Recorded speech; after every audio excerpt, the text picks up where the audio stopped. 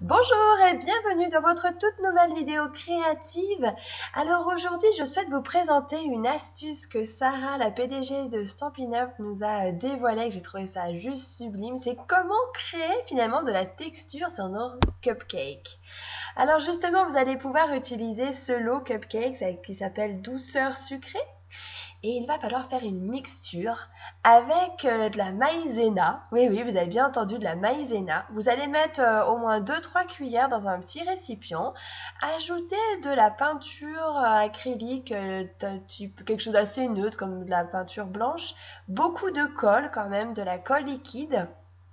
Vous allez également intégrer de la couleur, alors de l'encre liquide colorée, pour ma part ce fut melon mambo, et un petit peu d'eau que vous allez un petit peu touiller pour pouvoir avoir une belle texture. Et, euh, et, et c'est vrai qu'il va falloir un petit peu doser pour pouvoir trouver la meilleure texture possible, que ce soit un petit peu épais.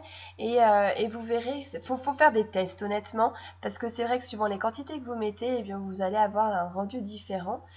Prenez un petit bloc acrylique, vous mettez un peu de justement cette mixture dessus en étalant légèrement, puis avec votre troisième tampon pour donner ces effets de cupcakes, là vous allez pouvoir tamponner directement dessus. Et plus vous allez en avoir en quantité et que votre texture sera un peu épaisse, vous allez obtenir justement ce beau relief. Et c'est vrai que ça fait quelque chose de vraiment différent et un beau rendu.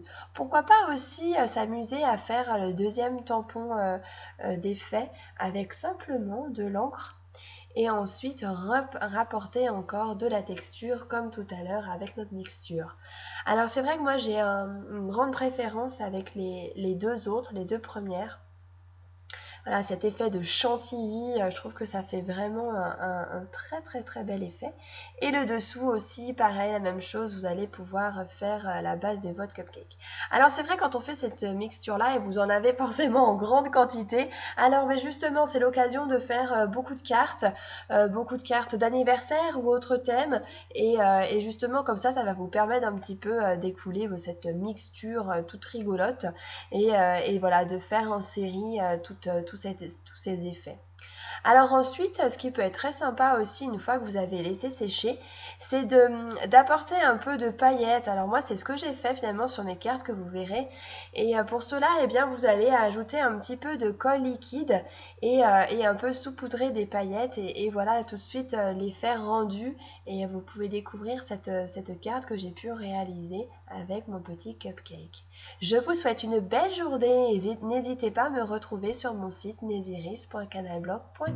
À très bientôt.